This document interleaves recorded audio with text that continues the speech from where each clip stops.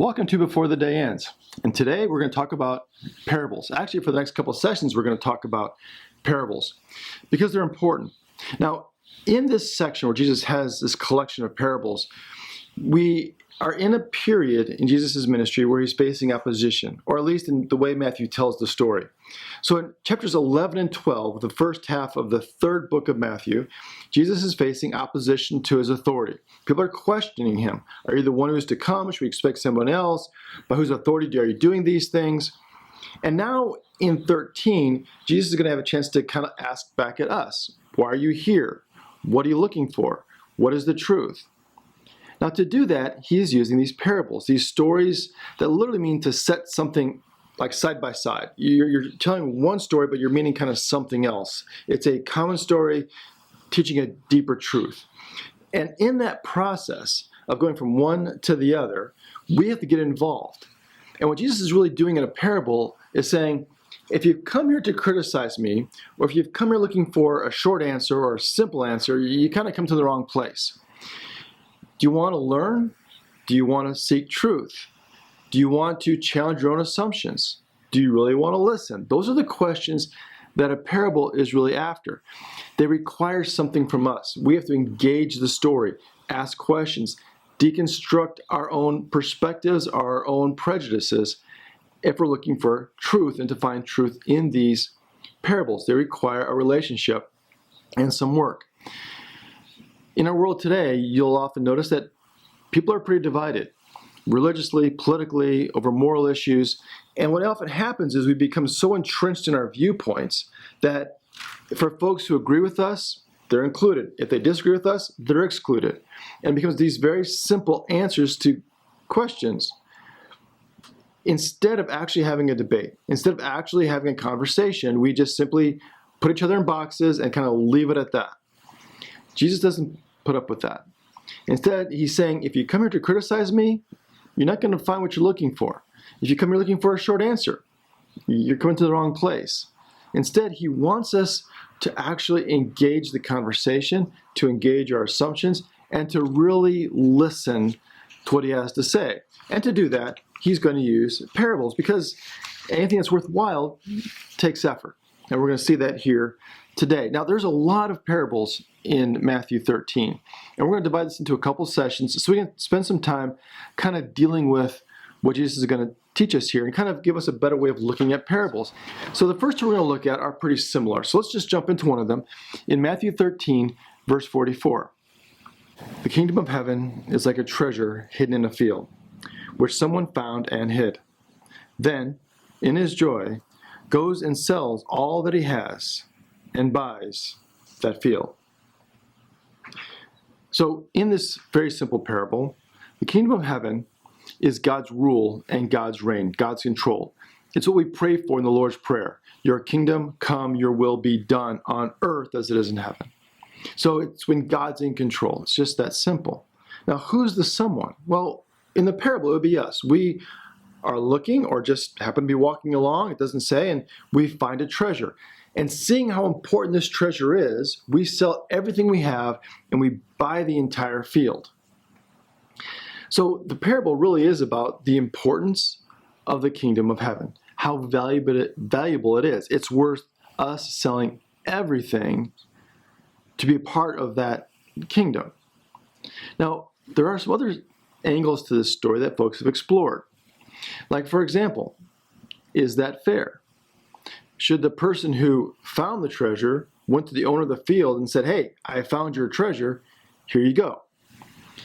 Or did the person say, well, this person must have hidden and forgot about it? We don't know. Interestingly enough, this scenario was debated a lot in Jesus' day. Because the question was, what do you do? If you find a treasure that someone, now granted, just so you know, it was perfectly legal, it was perfectly acceptable to take a treasure you had and hide it in a field where you knew it was and no one else did. Because there were no safe deposit boxes, there were no banks to go hide this stuff in. So you could protect your treasure by burying it and only you knew where it is. So that was the debate. What if you found a treasure hidden in a field? In the Persian Empire, the answer was, well, you find the treasure, you give it to the king or pay taxes on it. So when in doubt, tax it. Alexander the Great, the Greek general, emperor, he said if you found a treasure in a field, what he would do is have him bring the treasure to him, and then he'd just have you killed. The Romans, which is Jesus' period, what's going on in his day, was that you could decide to buy the field, and if you bought the field, you get the treasure with it. So the idea was, if someone had a treasure in a field and sells the field, then that's on the owner. Obviously, they forgot they had it there, or they thought it was worth the price to include the treasure, that kind of thing. But it was on the owner. So that's the kind of the legal side of this debate. But that's not what Jesus is getting after here necessarily. It's simply this. He finds a treasure. And in seeing this treasure, he sells everything and in joy buys the field, which includes the treasure. The point is enjoy. This is a good thing. He, in joy, buys the field that cost him everything. Not begrudgingly, not because he has to, not because it's necessary or fulfilling a requirement that he's got to do. This is a good thing. The kingdom of heaven, being here with us today, is good news. It's not just distant news. It's just not something that happens in the future. He finds the treasure now in this world, in this field, and sells everything in this field for that treasure here now today. Okay, the second parable seems similar to the first.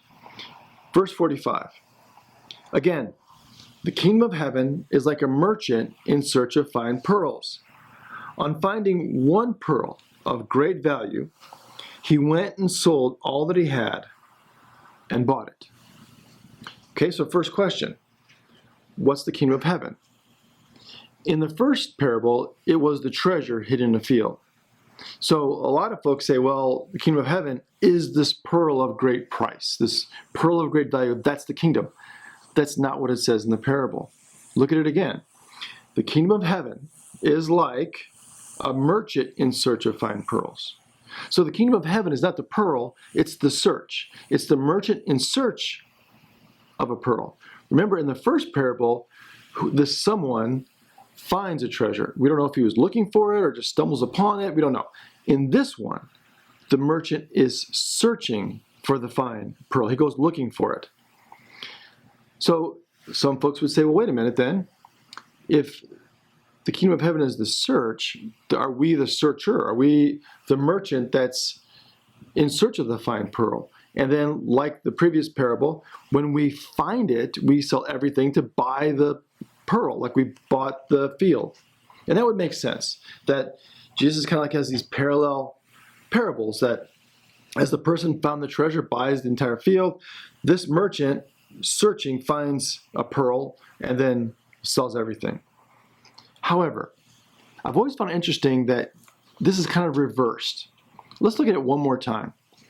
Again, the kingdom of heaven is like a merchant in search of fine pearls. He's looking for fine pearls.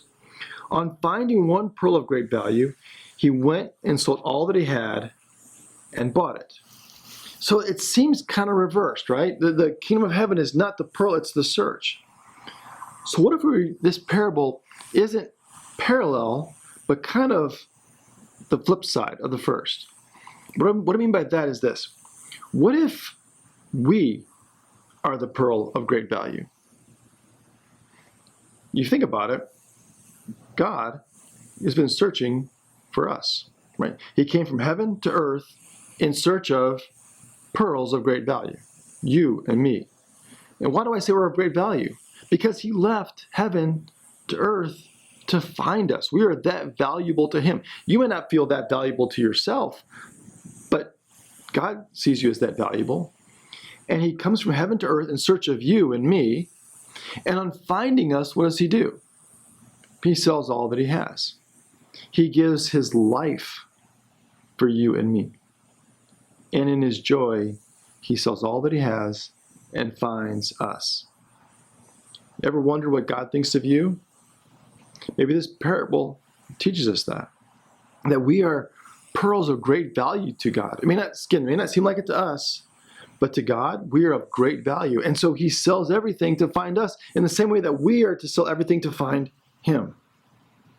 See, I think maybe these two parables go together in that they define a relationship that's kind of worth everything to both parties. This isn't just us giving up everything for God, it's God giving up everything for us. And that these two parables work together to speak of a relationship that is worth everything. So if you get nothing else from this today, just know this. I believe that God sees his people as fine pearls and is willing to sell everything for us. Thanks for joining us, and we hope to see you next time. Before the day ends, we're going to take a look at another set of parables in this text.